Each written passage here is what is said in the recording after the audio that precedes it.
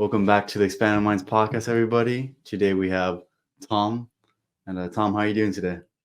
Yeah, really good. Very chilled. That's good to hear, man. So yeah, Tom is a life coach, and he has a lot to share in terms of his life story. Overcoming limiting beliefs, emotional intelligence, all these kind of things when it comes to just things in life in general. So, Tom, you want to share a little bit about your story, like where you started out, like what inspired you to be like a life coach and things like that? Yeah, so it is quite a big story, like anyone else's story. And we love to talk about our stories, so I'll try and keep it brief for you. I spent a lot of my career, 9.5 years, in the Royal Air Force as an aircraft engineer. And like any engineer, I was quite closed off to my emotions. Uh, Recently come to realize I was maybe more in that masculine energy, And as I went through that career and that life, I got married quite young.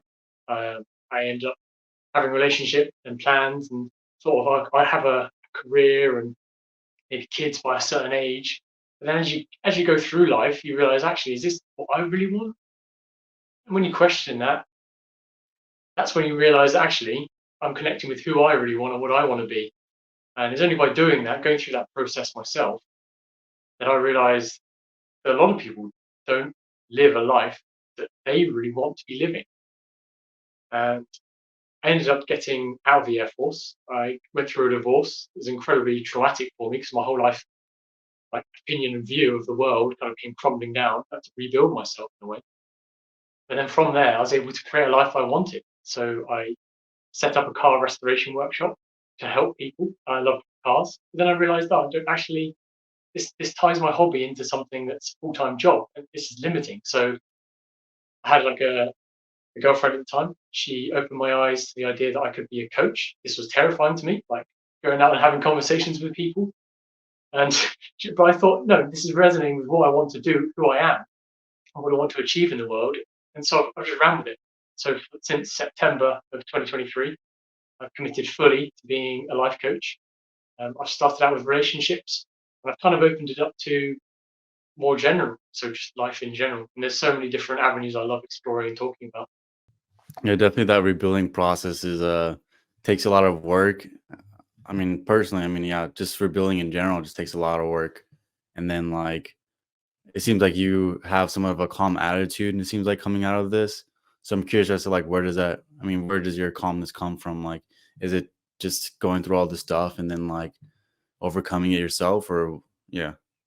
Yeah, so there's been a lot of times in my life where it's been incredibly stressful. So I've been in war zones, and you come back from that realizing that there's a lot more to life than to live in this state of permanently being stressed. So living in this like fight or flight response within you, and that if you can bring this sense of calm, and I think the real key here is to give yourself this time and space to think.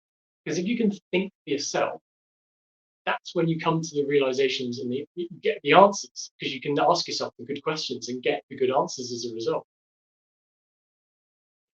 Yeah, that's where I Yeah. think where that calmness kind of comes as a result of giving myself that time and space to think about.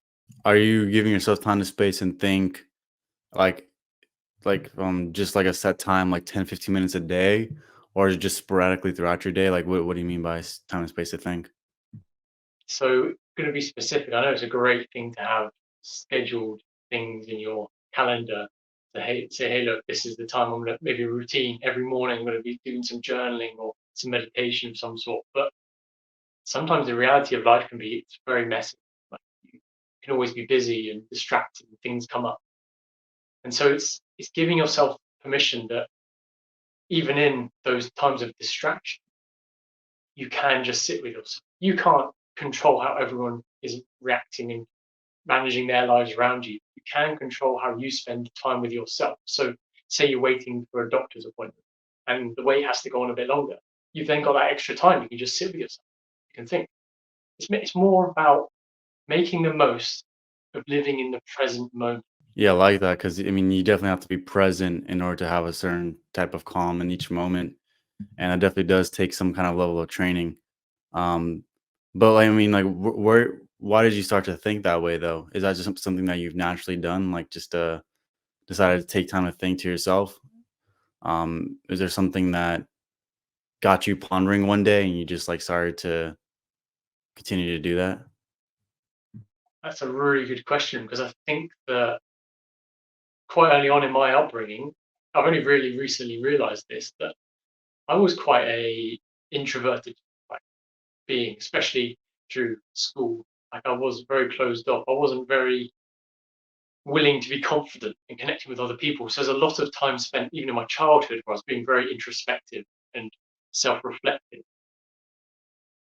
But I think when you go through life that early on with that view, you then look to kind of validate yourself. You see, okay, I think of myself as being an introvert, and here's all the proof to prove it. And the more you live your life that way, the more you can prove it. So as soon as you start to try and break down that introversion and you try and think, oh, actually, am I really an extrovert? It's really hard because you have all this evidence against being an extrovert. But it takes time to then rebuild up evidence to prove you are an extrovert.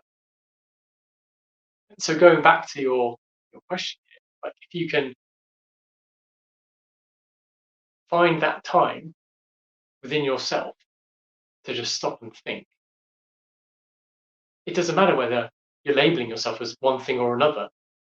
You are just being, you are just existing in that present moment. That's the exciting bit for me because there's no, yes, I saw your words you used just then in the question itself. You asked whether it takes a lot of training to get to this place. And I think the answer is so simple that that's the beauty of this. I think anyone can just be, anyone can just exist, anyone can be present. You don't need a big fancy house, lots of money, fast cars. You don't need anything physically. Everything you need is within you already. And it's just connecting to that. Yeah, and I see with I mean, some of your coaching, right? You talk about making miracles happen and things like that. It's like when you mention miracles happening, is it a result of being super present in the moment? Like, what do you mean by like when you talk about helping people, achieve a miracle, having something happen in their lives, changing their lives, having transformation and things like that? So I love that I've had people come to me and I never thought of myself as creating miracles. I never advertised that as a thing. But as a result of what I did, they said, Tom, a miracle has happened in my life. To me, that was like almost the reason why I wanted to do what I do. And I can explain why that happens, well, from my perspective anyway, and potentially from the clients, because I've been that person. I've received coaching, I still receive coaching. It all comes down to I give people that time and space to think. It sounds so ridiculously simple, but that is in essence what the coach does. I ask you a challenging question in the same way you're asking me a challenging question now, and you have to confront it. You are put in the hot seat to think about this, and by doing that, you come up with your own answers. I never tell people you should be doing this or you shouldn't be doing that. It's more about you know what's right for you and what isn't. You know, because you are the expert on your own life. No one else knows your life, what you've been through, like you do, and I honour that, and every coach should honour that. And so when by you do that introspective reflection and having that time and space to think about things, you can see things from a different perspective. You can potentially go back to past events and see them from the perspective that you have now, gained with all that information and knowledge and learning and understanding you now have. You can see it more clearly, see it more objectively for what it really is. And that's where I think the miracles happen because you can look back and see yourself and see, oh, I'm not actually who I thought I was. Or even I could be someone different from this moment forward. I could choose to create a different life. I think that's ultimately why I do what I do, because I can help people to see this within themselves. Because anyone's capable of seeing this within themselves if you're willing to give yourself the time to think. So like when people are talking, are they figuring it out as they go, or are you does the answer to you when you're maybe chatting with somebody become so apparent and obvious, and you just Yeah, give it to them, or is it a mix of both? Or it's incredibly hard, I think, for a lot of people to just become coaches because when you ask a question and you give someone the opportunity to think. You need to allow them to go through and explore. And where you think they will end up isn't always where they end up in their thought process. They can end up somewhere completely random. And if you have that impulse to interrupt and to ask another question, that can almost be like slamming a door in their face to their thinking. So by allowing them to go through this thinking process, it allows them to almost connect those neural pathways in a different way to normal. Because I don't know much about it, and I don't purport to be an expert, but I understand it. The more we use a certain way of thinking, the more it becomes like subconscious. It becomes, that's the neural pathway that's strongest. It strengthens that link. So if you can create new links, new ways of thinking, you're creating new opportunities, new possibilities for your life. Yeah, so like when people are like talking and then they're getting answers to their questions, are these like chilling moments for them, or are these like just simple moments, just like, oh, like face palm, like what kind of how are these moments like for these people?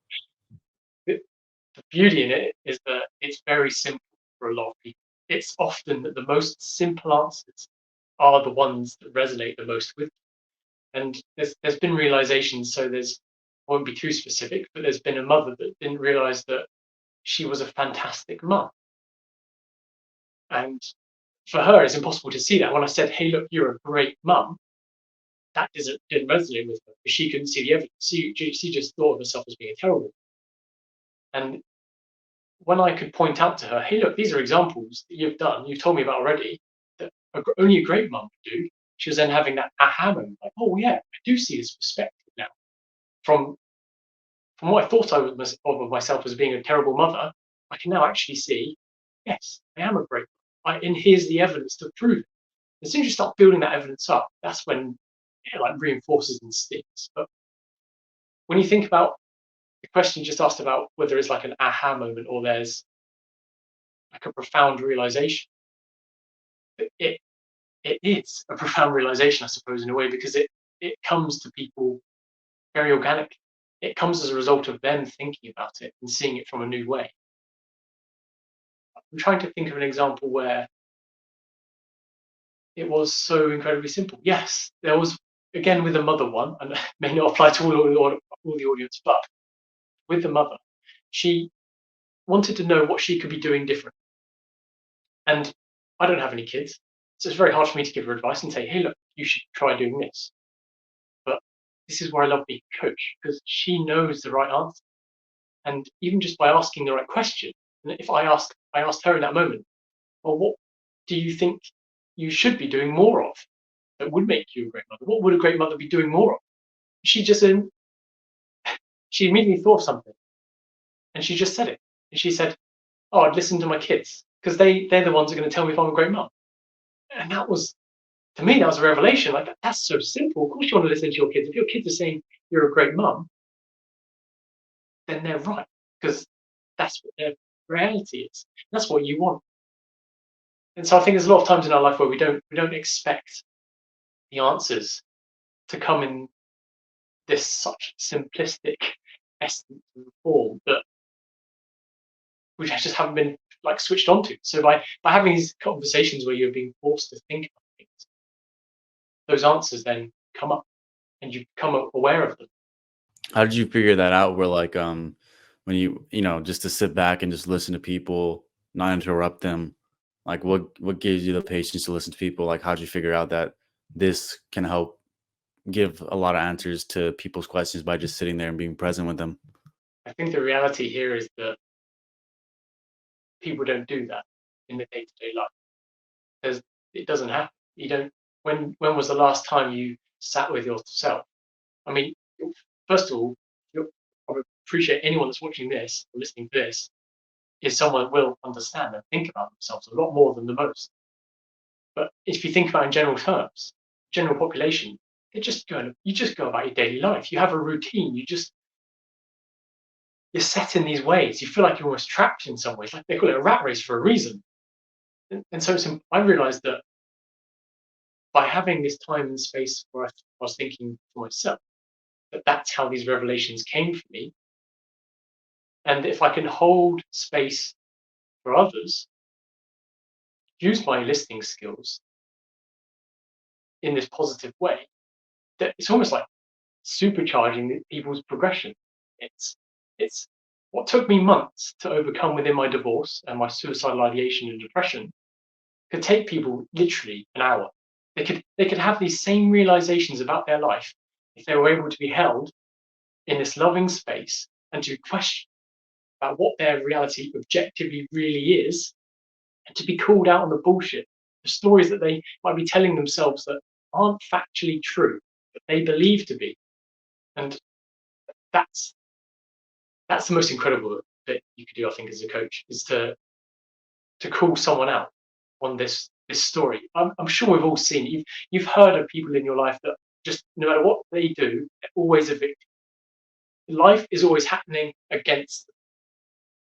But that's not the truth. And we know that. You can create so many beautiful things, whether it comes to artwork or just abundantly trying to manifest something beautiful in your life, whether it's a relationship, a child. Like, we can create some fantastic things.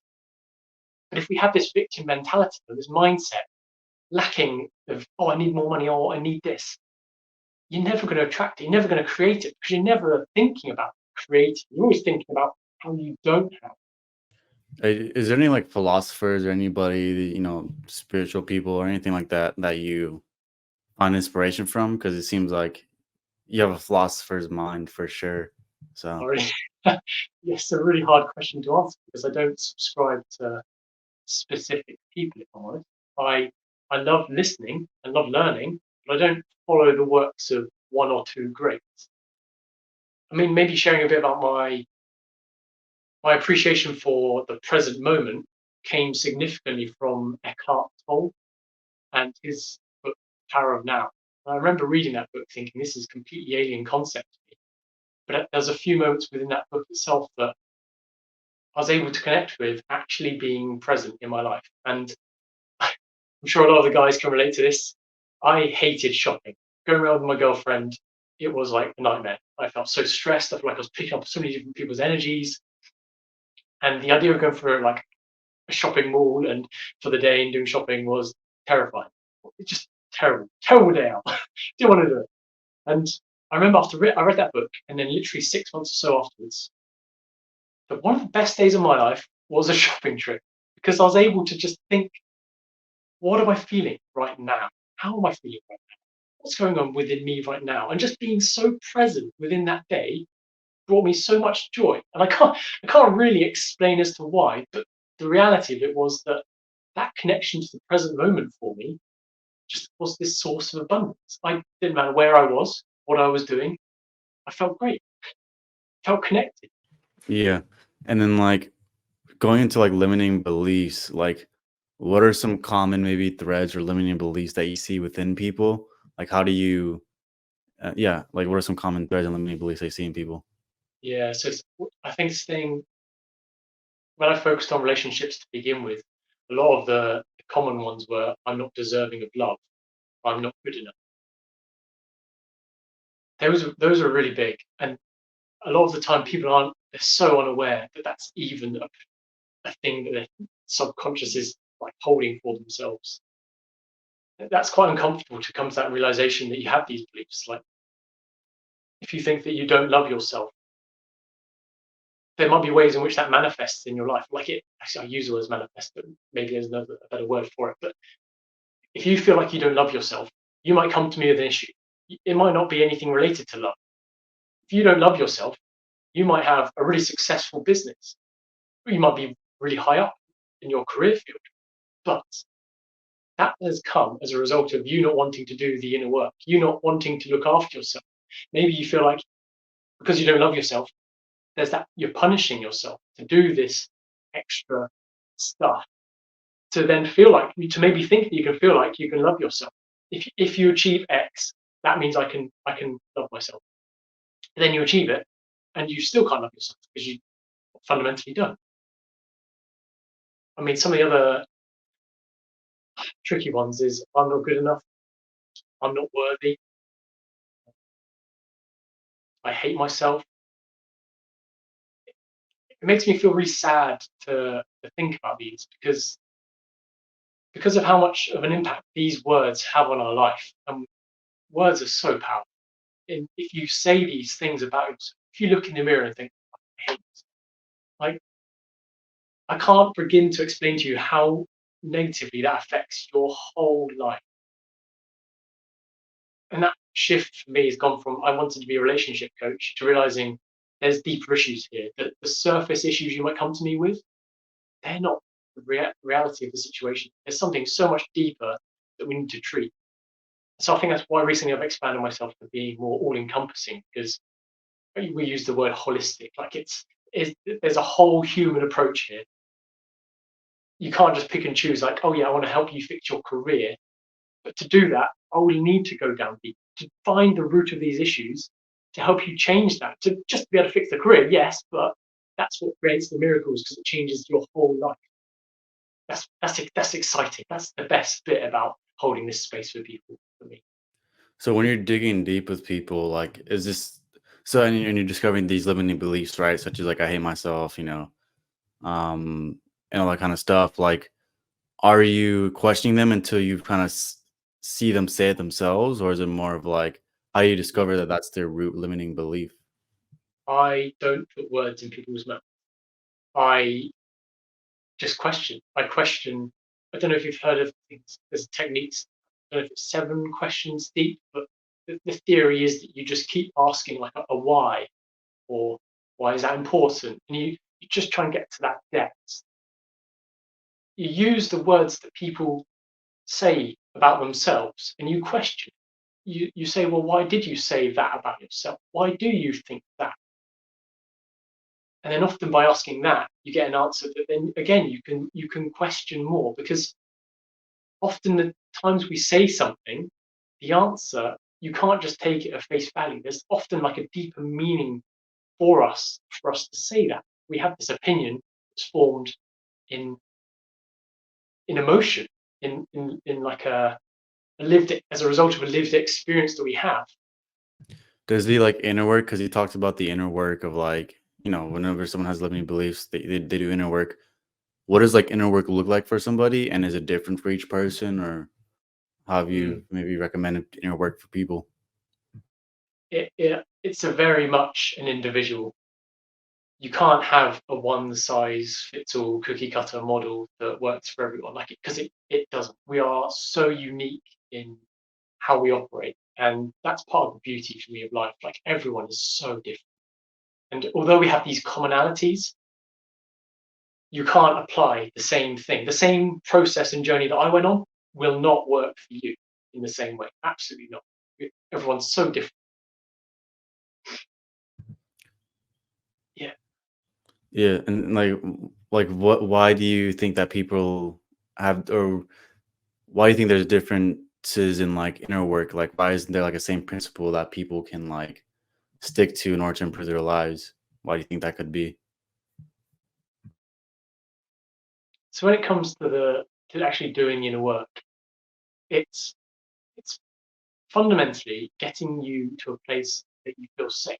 I know that sounds strange to even say, but if you're not feeling safe, if your body within, if you're in that like fight or flight response, your nervous system is on edge, then you're not going to want to bring up the things that will make you emotional, because you're already in like a defensive state. So if you can feel safe, feel relaxed, feel comfortable, that's opening the door to allow you to explore. But actually doing inner work isn't just about feeling safe. It's, for me, it's much more about asking the uncomfortable questions. We so often live our lives avoiding the things that are hard. And by doing that, you're doing it a disservice, because often the things that are hard are the things that we need to do. So if I felt uncomfortable about a particular aspect of myself and I wasn't willing to do the work on it, it's to question why. Why do I feel uncomfortable?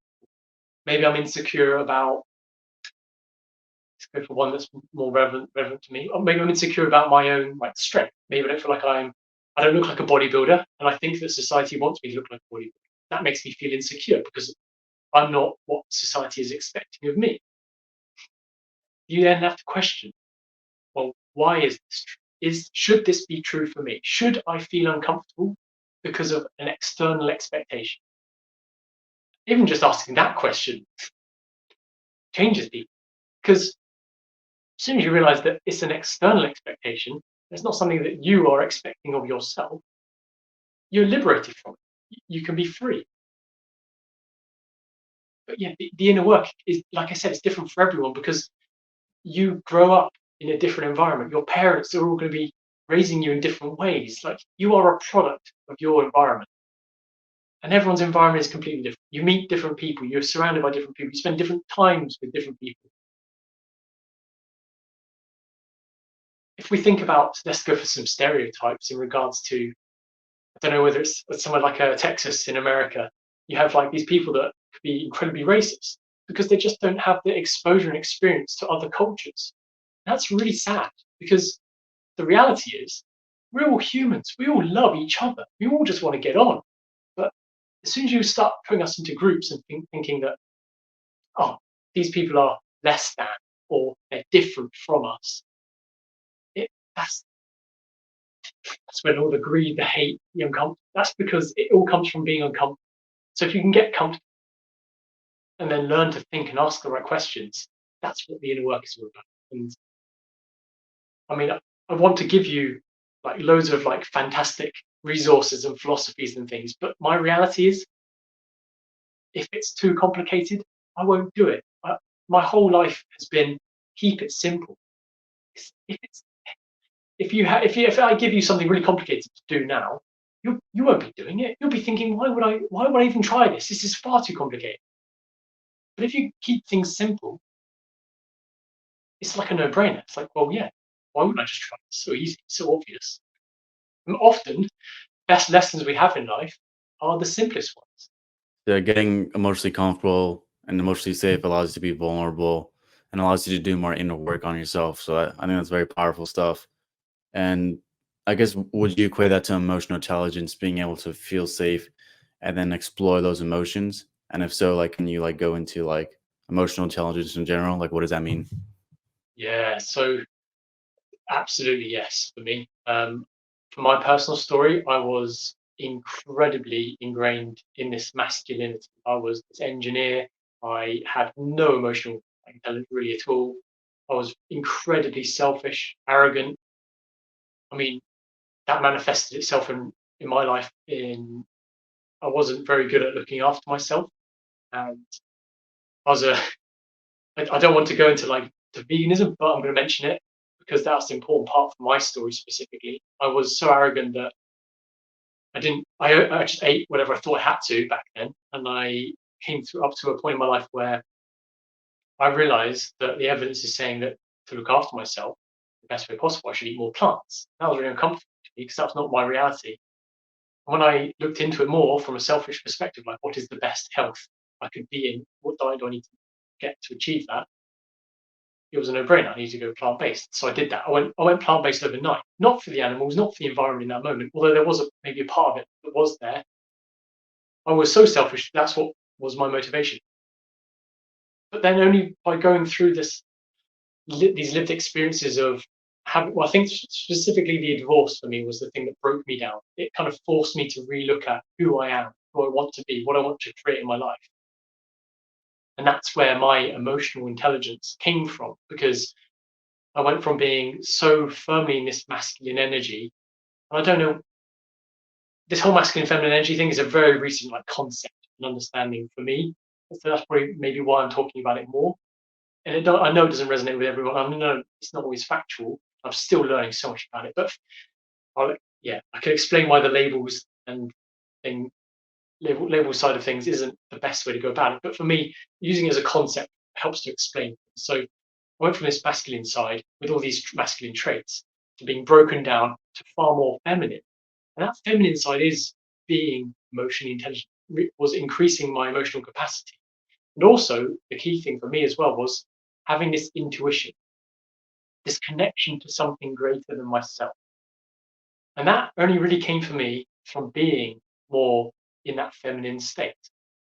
And so I would say to anyone that if you want to have more emotional capacity, more emotional intelligence, to be more in like a state of free flow, to be more calm, in a state of more creation as well.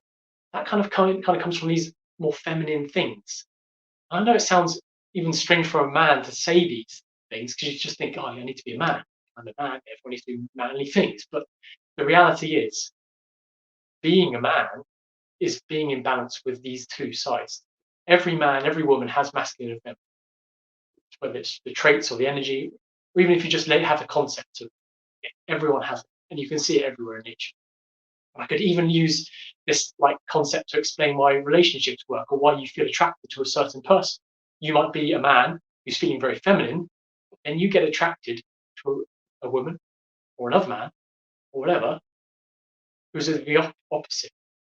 So if you're really feminine, you'll be attracted to that masculine energy, and that's why relationships work because we have this balance. We balance each other out. And I think that's a lot of the cause for conflicts as well. When things go out of balance, so if a man and a woman both in their masculine, there's going to be a lot of fights. Or if they're both in their feminine, they're both going to be very emotional and like very yeah.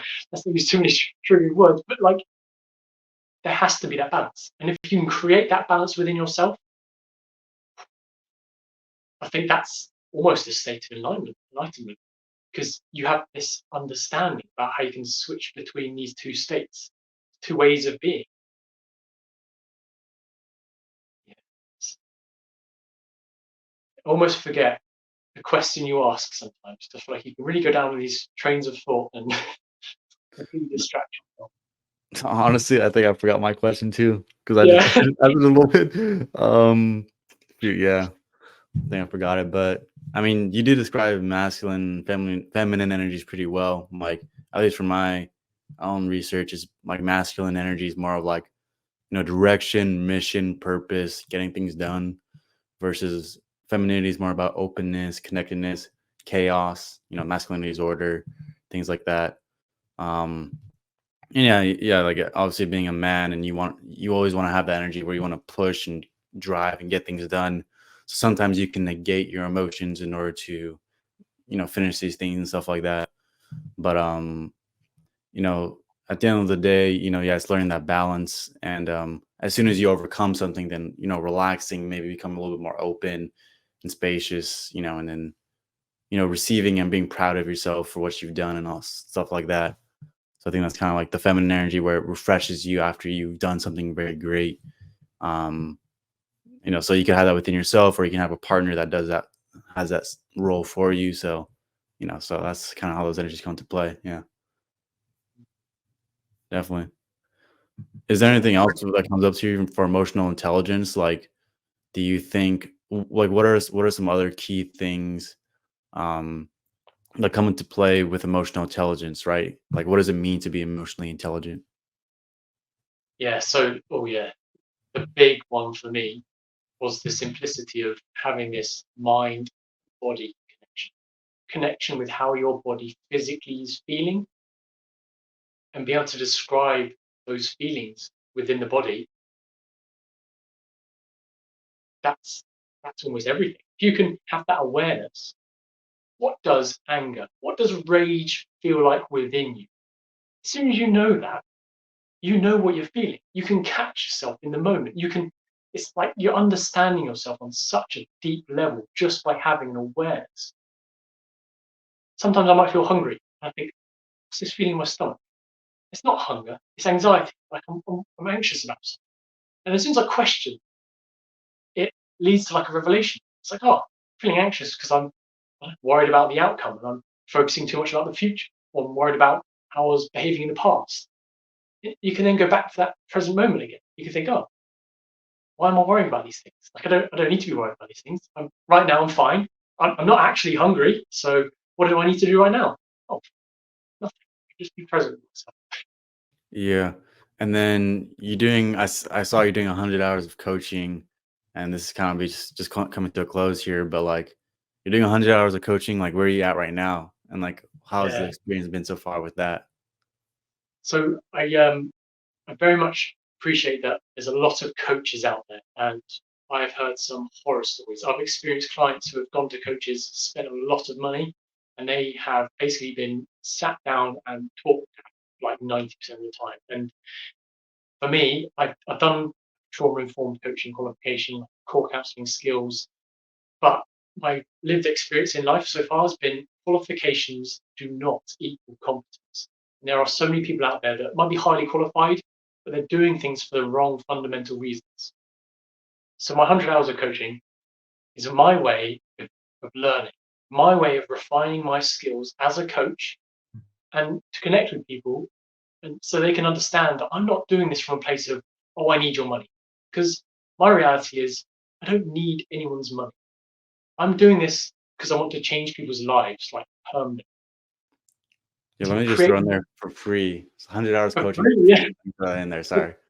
Yeah, so Yeah. I feel like there's been a recent issue with giving it away for free though, because no one you don't want to accept it for free because your time is worth something. And so it feels like it's very one-sided, me giving all of this away for free. And I think it's worth saying that I really value the words that people leave in reviews, testimonials as well. So I think when I say for free, I've actually come to realize that that's what I wanted to have as a result. I wanted to have more testimonials, that social proof that what I am doing is helpful. I didn't want to prompt that. Didn't want to tell people, right, hey, look, it's free, but you have to give me a testimonial. So that's why it's free, because it is just free. But it's really lovely to have had 10 5-star reviews come as a result. And the words people have put in there, they've been overwhelming for me, if I'm honest. I had to really sit with them and accept them because it didn't feel like it was as a result of what I did. It felt like they were just feeling obliged or they had to say this. So the 100 hours has been so healing for me. And I'm over 60 hours now through. I've connected with over 28 different clients as a result. I have attracted people that have said to me, Tom, this session has been so incredible. Like, I need to pay you for your service. And that's been a bit of a learning experience as well for me because I've personally struggled with valuing my own time and my own sense of self worth. So for someone to say to me, Tom, I really want to work with you, I want to pay you, I've had to deal with it. I've had to say, yes, I do want to do this as a business. I do need to pay my grocery bills. So I need to be realistic here. And that's that's the great bit about this. It's not just people helping me by coming to me for some free coaching. They help themselves. They also get the depths of connection. They can see that I'm coming and providing this loving space and time for them to think and to ask them these incredible questions about themselves in a way that I almost want to say that no one else ever has cared as much as I care in my sessions about them. Yeah, that's definitely a good trait to have. Like it shows that you're coming from your heart because usually people that, want to take your money and things like that, they always think about the business first. Like, how can I, make money off this person profit? Although those are definitely good skills to have, but those are kind of like on the side. Whereas like you come from the heart and then you give people what they need instead of take from them, what you want. So it's always a good quality to have. It shows that you're on your heart's path for sure. So that's awesome. Yeah, I feel like it's too common. You see it all in the world where people are coming from a place of selfishness, greed, and they're not really connected with actually helping a fellow human. There's too many business models and practices that are so shady. It feels so salesy. Like I don't want to be pitched to, and like no one needs my coaching. Everyone would benefit from my coaching, but no one needs it. No one needs to subscribe to a package to work with me or any other coach for a year. No one needs it. You are your own best coach. I love saying that because that's the absolute truth. You are your own best coach. And it's only by knowing that that you then appreciate, actually, yeah, I can see what Tom, what anyone else might do for me by holding space in this loving way and how that could really generate lasting and reliable results for me. Definitely. So closing out here, like where can people find you? Yeah, how can they reach out to you and things like that? Yeah, so I'm not the biggest fan of social media. I feel like it can be such a drain on our mental energy, just getting distracted with. But I am on social media. Yeah, I have like a Facebook, Instagram. Uh, I also have my own website, tomparish.co.uk. It's probably the main one, really. All right, cool. Well, thank you for coming on, and I appreciate your time and you sharing all this kind of stuff. Thank you, man. Thank you for holding the space for me and for so many others as well to talk about what's on their minds. It's incredible to Yeah. listen.